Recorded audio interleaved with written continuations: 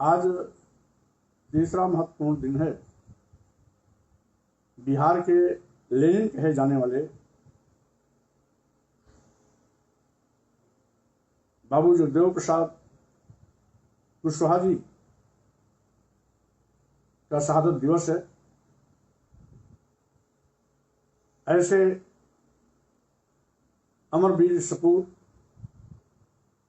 क्रांति दूत, सामाजिक परिवर्तन के नायक बिहार के लेनिन शहीद बाबू जगदेव प्रसाद जी के शहादत दिवस पर मैं अपनी ओर से, सभी बिहार वासियों की ओर से और देशवासियों की ओर से उन्हें श्रद्धा सुमन अर्पित करता हूं, कोट कोट नमन करता हूं, वंदन करता हूं। साथियों, आप जानते हैं बाबू जगदेव प्रसाद जी बिहार की धरती में एक ऐसे समय पर पैदा हुए थे जिस समय वहां सामंती प्रथा चरम पर थी। जातवाद, छुआछूत, ऊंच नीच का नंगा नाच खुला हो रहा था। यद्यपि समाजवादियों ने मोर्चा संभाला जरूर था, लेकिन उनकी धार उतनी पैनी नहीं थी जितनी की होनी चाहिए थी। ऐसे ही समय में बाबू जगदेव प्रसाद जी बिहार के जहानाबाद जनपद के नजदीक कुर्था प्रखंड में कुरहरी गांव में पैदा हुए 2 फरवरी 1922 को। और साधारण सामान्य किसान परिवार के थे। परिवार में शिक्षा दीक्षा पहले से थी, जिसके फलस्वरूप उनके पिताजी श्री प्रयाग नारायण जी प्राथमिक विद्यालय में शिक्षक के रूप में कार्य कर रहे थे। ऐसे परिवार में पैदा होने वाले बाबू जगदेव प्रसाद जी अपनी एमए की पढ़ाई पटना विश्वविद्यालय से पूरी की और पूरी करने के ठीक बाद वो समाजवादियों के करीब आए। उस समय समाजवादी दो बड़े नेता की ऊंचाइयां चरम पर थी। एक श्री जयप्रकाश नारायण जी, दूसरे डॉक्टर राम मनोहर लोहिया जी। दोनों के सानिध्य में उन्होंने राजनीति की शुरुआत की। यद्यपि बाद में कुछ वैचारिक मतभेद होने के चलते बाबू जयप्रकाश नारायण जी और डॉक्टर राम मनोहर लोहिया में कुछ अनबन सी हुई। दोनों अलग अलग हो गए। ऐसी परिस्थिति में बाबू जगदेव प्रसाद जी ने लोहिया जी का हाथ पकड़ा और साथ ही साथ समाजवादी विचारधारा के साथ साथ उन्होंने बिहार में फैली हुई सामंती व्यवस्था के खिलाफ आवाज उठाना शुरू किया। जात पात, छुआछूत, ऊंच नीच का भी नंगा नाच चल ही रहा था। वो समय था जहां एक और जयप्रकाश जी और लोहिया जी के नेतृत्व में समाजवादी आंदोलन तेजी के साथ खड़ा हो रहा था। वहीं पर बिहार की धरती पर भिखारी ठाकुर जी सांस्कृतिक परिवर्तन का बिगुल फूंक चुके थे और वो अपने सांस्कृतिक परिवर्तन के माध्यम से न केवल अपनी पहचान बना चुके थे, बल्कि सांस्कृतिक परिवर्तन के एक सफलतम योद्धा के रूप में उनकी ख्याति बिहार के बाहर देश के अन्य प्रदेशों में भी पहुंच गई थी। ऐसे ही समय में बाबू जगदेव प्रसाद जी ने देखा कि सांस्कृतिक परिवर्तन के साथ साथ सामाजिक, राजनीतिक, आर्थिक और धार्मिक परिवर्तन की भी बात आगे बढ़नी चाहिए। इसलिए उन्होंने सामंती प्रथा के खिलाफ बगावत किया, विरोध फूका और उनकी इस लड़ाई में बाबू जगदेव प्रसाद जी के साथ में उनके तमाम सहयोगी जगदीश मास्टर, रामेश्वर यादव जी, रामनरेश नाम, विनोद मिश्रा, नागभूषण पटनायक जैसे लोग संघर्षों के साथी बने। यद्यपि छात्र जीवन से वो सोशलिस्ट पार्टी से जुड़ते ही उन्होंने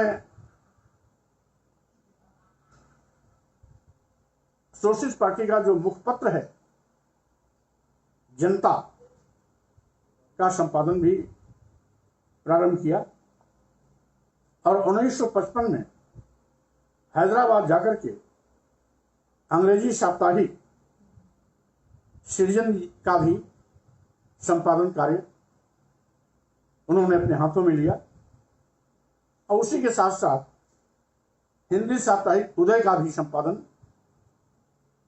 बाबू जगदेव प्रसाद जी ने शुरू किया। क्योंकि जिस तरीके से उनके तेवर तलक थे, उसी प्रकार से उनकी लेखनी भी तलक थी, जिसके नाते उनके संपादन कार्यों से कुछ लोगों को गुरेज हुआ, जिससे कि बात नहीं बनी। मनमुटाव के चलते उन्होंने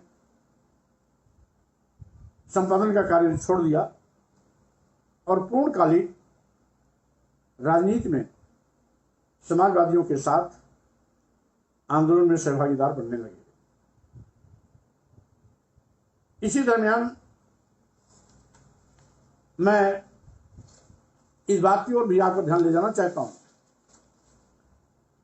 कि 67 में उन्होंने संयुक्त सोशलिस्ट पार्टी से कुर्था से विधायक का चुनाव लड़ा और बड़े बहुमत से विधायक का चुनाव भी जीता। उन्होंने पहली बार बिहार में उनके और कर्पूरी ठाकुर जी के सहयोग से गैर कांग्रेसी सरकार बनी।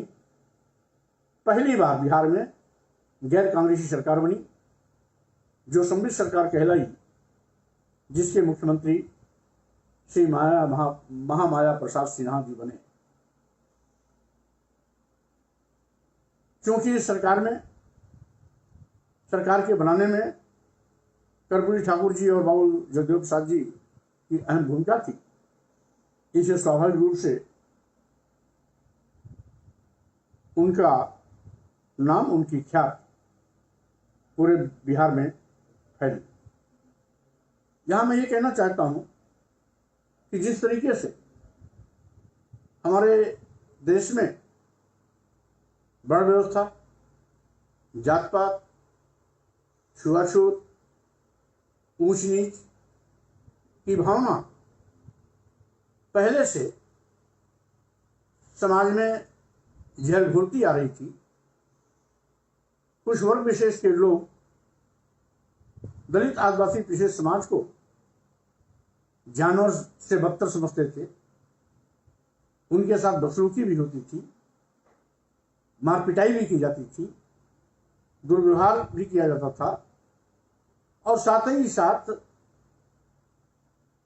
जिस तरीके से सामंती जनजाति अत्याचार उन गरीबों को सहना पड़ता था, वहीं पर दूसरी ओर जातपात का भी शिकार उनको होना पड़ता था। यानी दोहरी मार उनको खानी पड़ती थी। एक तो जातिवाद की त्रासदी झेलनी पड़ती थी, जिसके नाते उनको पशुवत जीवन जीने के लिए मजबूर किया जाता था, और दूसरी ओर सामंती जनजाति अत्याचार के सामने भी उनको गुलामी झेलनी पड़ती थी, और सामंतों के भी मार पिटाई के शिकार हुआ करते थे। ऐसे ही समय में बाबू जगदेव प्रसाद जी ने जो सम्मान स्वाभिमान की लड़ाई छेड़ी, जातवाद छुआछूत ऊंच नीच के खिलाफ आंदोलन छेड़ा, वहीं पर दूसरी ओर सामंती जनजाति अत्याचार के खिलाफ भी उनकी लड़ाई चली। उनके इस तेवर को देखते हुए विशेष रूप से ऊंची जात के लोग जो स्वयंभू बनते हैं, जो पैदाइशी ऊंच होने का तगमा लेके आते हैं, वो उनके आंख की वो किरकिरी बन गए। वहीं पर बड़े बड़े जमींदार जो सामंती जनजाति के अलंबरदार हुआ करते थे, जो गरीबों पर कहर बरपा करते थे, बाबू जगदेव प्रसाद जी के खड़े होने से उनको भी कहीं न कहीं दिक्कतें आती थी, और उनके भी कार्यों में कहीं न कहीं हस्तक्षेप, दखल या विरोध बाबू जगदेव प्रसाद जी का झेलना पड़ता था। लेकिन वो हटे नहीं। वैचारिक मतभेद के चलते आगे चल करके यद्यपि उनको सोशलिस्ट पार्टी भी छोड़ना पड़ा, लेकिन सामाजिक राजनीतिक लड़ाई और उनका तेवर नहीं बदला। इसी दरमियान सरसठ के इर्द गिर्द में ही सोशलिस्ट पार्टी छोड़ने के बाद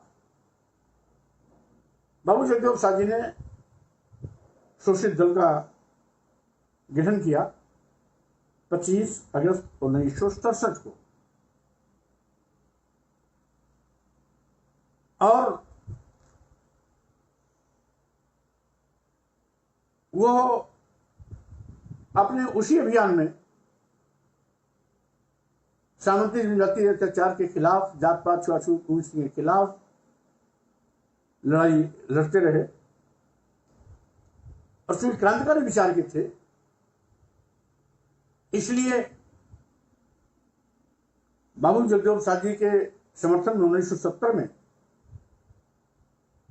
श्री दारोगा प्रसाद राय जी बिहार के मुख्यमंत्री बने।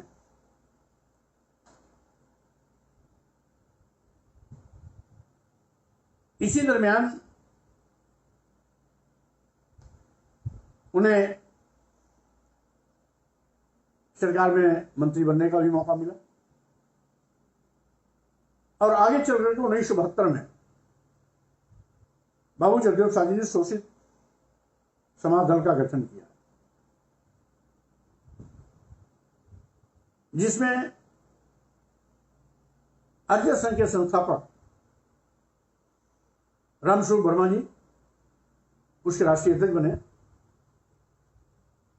और बाबू जगदेव प्रसाद जी उसके राष्ट्रीय महासचिव बने।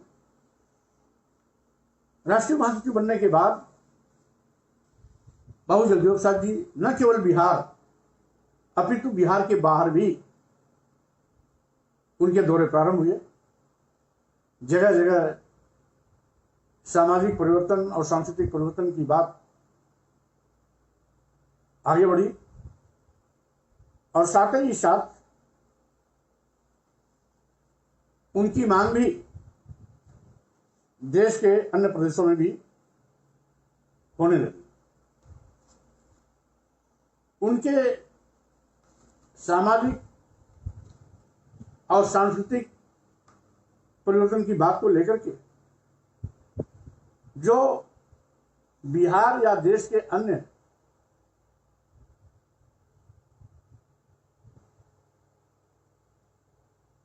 तथाकथित बड़े लोग थे, पैदाइशी या जात के आधार पर, योग कहिए वर्ण व्यवस्था के आधार पर, वो बाबू जगदेव प्रसाद जी को किसी भी रूप में पचा नहीं पा रहे थे। ऐसी हालत में जगह जगह उनका विरोध भी शुरू हुआ, लेकिन उन्होंने किसी भी विरोध का कभी चिंता नहीं किया, बल्कि लगातार वो अपने मिशन में बने रहे।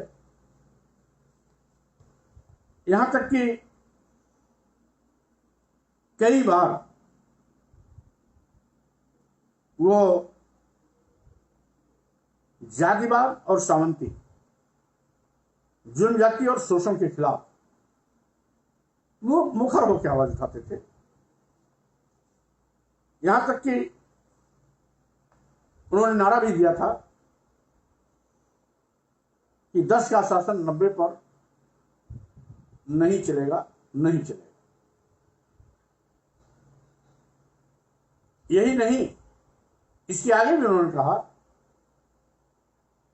100 में 90 शोषित हैं, 90 भाग हमारा है। धन धरती और राजपाट में 90 भाग हमारा है। इस तरीके से वो लोगों में लोकप्रिय होते गए। दलित आदिवासी पिछड़े लामबंद होना शुरू हुए। सामंती जनजाति अत्याचार के शिकार लोग बाबू जगदेव प्रसाद जी के साथ खड़ा होना शुरू हुए। इससे नजातवादी ताकतों की चूल्हे हिली, अभी तो सामंतवादी ताकतों की भी चूल्हे हिलने लगी। और इसी क्रम में उन्होंने जातिवाद का तो इतना जबरदस्त और मुखर विरोध किया कि इसके लिए भी उन्होंने एक अलग से नारा दिया, मानववाद की क्या पहचान, ब्राह्मण भंगी एक समान। ये बाबू जगदेव प्रसाद जी का दिया हुआ नारा। पुनर्जन्म और भाग्यवान, पुनर्जन्म और भाग्यवाद, इनसे जन्मा ब्राह्मणवाद। यानी सामंतवाद और ब्राह्मणवाद बाबू जगदेव प्रसाद जी के निशाने पर था। इसीलिए जहां एक और सामंतों के खिलाफ यह नारा था कि 10 का शासन 90 पर नहीं चलेगा, नहीं चलेगा, वहीं पर दूसरी ओर था कि पुनर्जन्म और भाग्यवाद, इससे जन्मा ब्राह्मणवाद, मानववाद की क्या पहचान, ब्राह्मण भंगी एक समान। ये नारे उनके तेवर को बताते हैं कि किस तरीके से वो हमलावर होकर ब्राह्मणवाद, सामंतवाद, जातपात, छुआछूत, ऊंच नीच के भेदभाव बिना पर शोषणकारी ताकतों का वो विरोध करते थे। मुखर विरोधी होकर के, डट करके इनके खिलाफ हर जगह चाक चौबंदी के साथ लड़ाइयां भी लड़ते थे। और साथ ही साथ वो ये जानते भी थे कि लड़ाई बहुत आसान नहीं, ये लड़ाई कठिन है, क्योंकि जिसके खिलाफ हम लड़ रहे हैं उनकी जड़ें बड़ी गहरी हैं। जहां एक और ब्राह्मणवादी ताकतें अपने वर्चस्व को बनाए रखने के लिए किसी भी हद तक करके, किसी भी हद तक गिर करके वो पलटवार कर सकते हैं, काम कर सकते हैं। वहीं पर सामंतवादी ताकतें भी इतनी मजबूत स्थिति में थी कि उनके खिलाफ लड़ाई लड़ना किसी आम व्यक्ति के शक्ति के बाहर थी। लेकिन उन्होंने हिम्मत दिखा करके, जिस तरीके से डट करके ब्राह्मणवाद और सामंतवाद का मुकाबला किया, उससे सामंतवाद और ब्राह्मणवाद दोनों भयभीत भी हुआ, कमजोर भी पड़ने लगे। और जो यहाँ का शोषित वर्ग था, दबे पिछड़े पीड़ित मजलूम समाज के लोग, दलित आदिवासी पिछड़े, ये सब बाबू जगदेव साहब जी के साथ मजबूती के साथ लामबंद भी होने लगे और खड़े भी होने लगे। वो चूंकि जानते थे कि हमारी लड़ाई कठिन है, इसीलिए उन्होंने कहा कि जिस लड़ाई की बुनियाद आज मैं डाल रहा हूं वो लंबी और कठिन होगी, क्योंकि मैं एक क्रांतिकारी पार्टी का निर्माण कर रहा हूं। इसलिए इसमें आने जाने वालों की कमी नहीं रहेगी, परंतु इसकी धारा रुकेगी नहीं।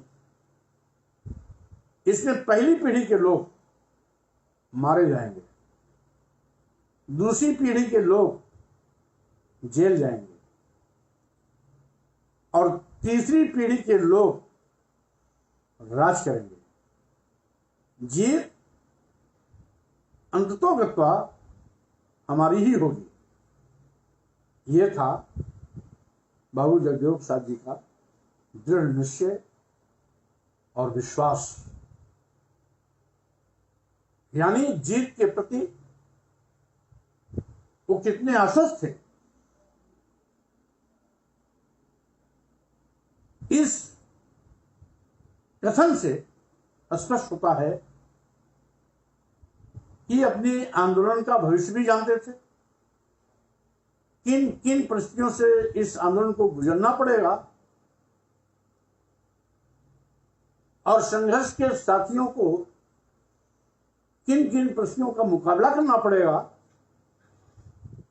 वो सब जानते थे। इसीलिए अपने इस कथन के माध्यम से भावी परिस्थितियों को भी रेखांकित किया, जिससे कि आने वाले उनके साथी उन भविष्य में आने वाली परिस्थितियों का मुकाबला करने के लिए मानसिक रूप से तैयार रहें। इसी क्रम में हम जानते हैं कि 5 सितंबर 1974 का दिन हमारे लिए वो अभिशप्त दिन था जब बाबू जगदेव प्रसाद जी हजारों की संख्या में लोगों को लेकर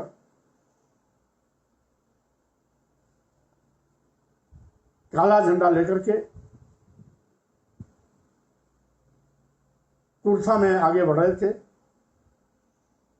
सामंतवाद का और ब्राह्मणवाद का विरोध करते हुए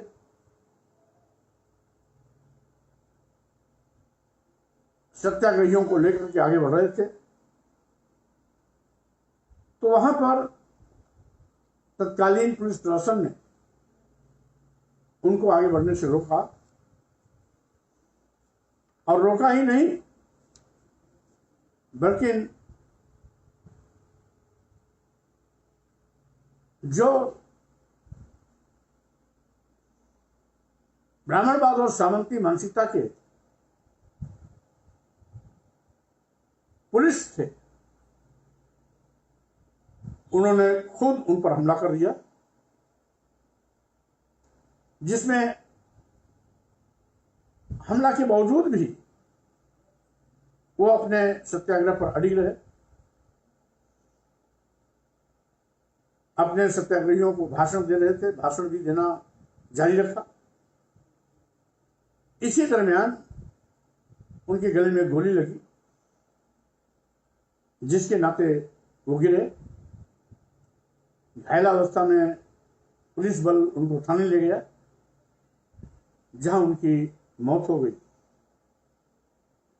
और वो बिहार के लिए, इस देश के गरीबों, दलितों, आदिवासियों, पिछड़ों के लिए शहीद हो गए। लेकिन उन्होंने हार नहीं मानी,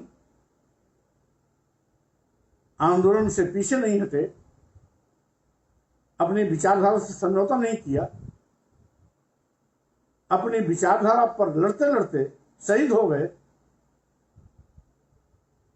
और साथ ही साथ सामाजिक परिवर्तन के उन तमाम अलंबरदारों ने, बाबू जगदेव प्रसाद जी अपने क्रांतिकारी विचारों से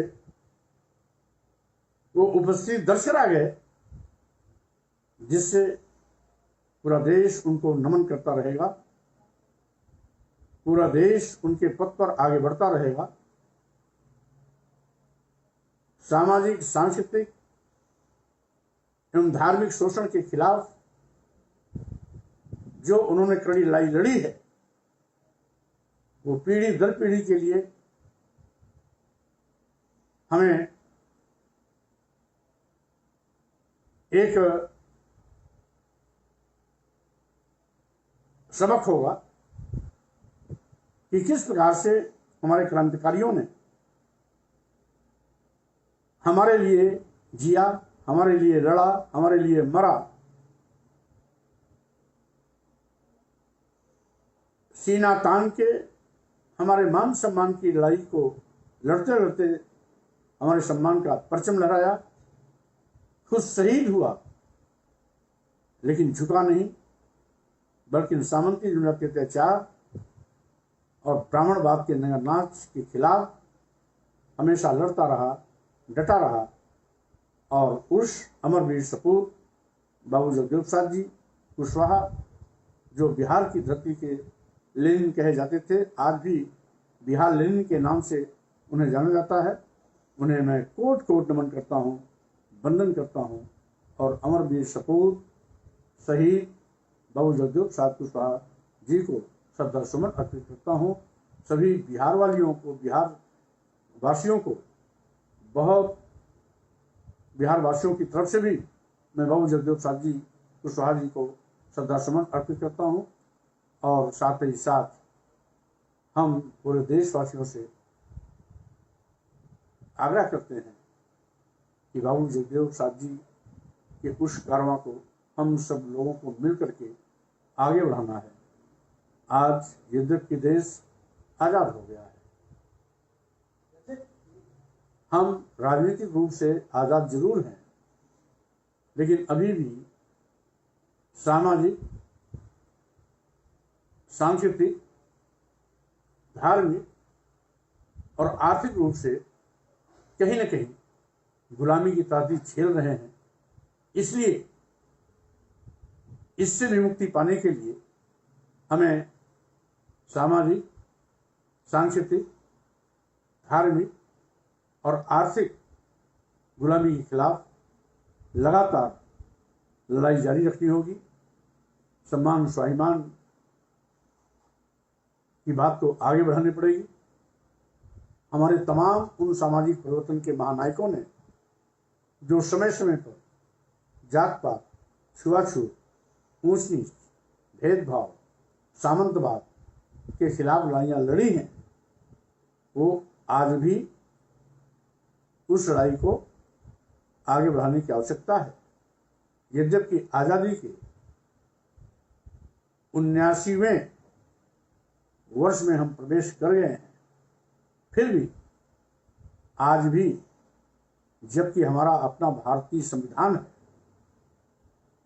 जिस संविधान के नज़र में हम सभी धर्म, पंथ, संप्रदाय, वर्ण, जात के लोग समान हैं, सबका समान रूप से सम्मान है, सभी को मनचाहे तरीके से प्रगति पथ पर आगे बढ़ने का समान अवसर है। फिर भी जातपात, छुआछूत, ऊंच नीच का नंगा नाच आज भी जिंदा है, जिसका परिणाम है आए गए दिन कभी किसी आदिवासी के सिर पर कोई पेशाब करने में अपनी शान समझता है, कोई दलित के शरीर में मलमूत्र लेप कर अपनी मोछ ऐंठता है, तो कहीं किसी दलित आदिवासी पिछड़े समाज के छू जाने पर कहीं घर को गंगा जल से धोया जाता है, कहीं गोमूत्र से धोया जाता है, तो कहीं मूर्ति को गंगा जल से धो करके छूत की बीमारी का एहसास कराया जाता है। तो आज भी ऐसी परिस्थितियां हैं कि मंदिरों में सामान्य दलित, आदिवासी या पिछड़े की तो बात जाने दीजिए, यदि आदिवासी दलित पिछड़े समाज का राष्ट्रपति भी हो जाता है तो उसको मंदिरों में जाने से रोक दिया जाता है। एक नहीं, दो मिसाल इस देश में है। एक तो इस देश के राष्ट्रपति रामनाथ कोविंद जी जब ब्रह्मा के मंदिर में दर्शन करने जा रहे थे तो मंदिर में जाने से उनको भी रोक दिया गया था। मजबूरन सीढ़ी पर माथा नवा करके वापस चले आए थे। वहीं पर दूसरी ओर वर्तमान राष्ट्रपति द्रौपदी मुर्मू जी जब दिल्ली स्थित जगन्नाथ मंदिर में गई तो मंदिर में जाने से उनको भी रोक दिया जाता है, क्योंकि वो भी आदिवासी समाज से ताल्लुकात रखती है। इसीलिए आदिवासी समाज में पैदा होने का दंश राष्ट्रपति बनने के बाद भी उनको झेलना पड़ा। मंदिर प्रवेश से रोका जाना वाकई में इस देश के जातिवाद के नंगा नाच का एक जीवंत उदाहरण है। तो स्वाभाविक रूप से आज से 50 साल, 60 साल, 70 साल पहले इस देश की कितनी भयानक स्थिति रही होगी इसका अंदाजा नहीं लगाया जा सकता। देश की आजादी के बाद भी अगर ये परिस्थितियां हैं तो स्वाभाविक रूप से ये देश का दुर्भाग्य है। आज संप्रभु राष्ट्र भारत में अपना संविधान होने के बावजूद भी जब हम आजादी का 19वीं वर्षगांठ मना चुके हों, उसके बाद भी जातपात, छुआछूत, ऊंची का नंगा नाच आए गए दिन देखने को मिलता है। ये कितना दर्दनाक और कितना दुर्भाग्यपूर्ण है कि इस आजाद भारत में ब्राह्मणवाद की जड़ें कितनी गहरी है। समूल नष्ट करने के लिए एक नहीं मालूम कितने बाबू जगदेव कुशवाहा जी को शहादत देनी पड़ेगी, इसकी कोई गिनती नहीं है, इसका कोई अंदाज नहीं लगाया जा सकता है। इसलिए आने वाले समय में हम इस संकल्प की भावना से आगे बढ़ें कि बाबू जगदेव प्रसाद जी के उन सपनों को साकार करने के लिए हम संकल्पित हैं। हम जात पात, छुआछूत, ऊंच नीच, भेदभाव को जड़ से खत्म करने के लिए संकल्पबद्ध होकर आगे बढ़ेंगे, लड़ाई लड़ेंगे और सामंती जनजाति अत्याचार के खिलाफ भी हम बाबू जगदेव प्रसाद जी के पद चिन्हों पर चलते हुए समतामूलक समाज के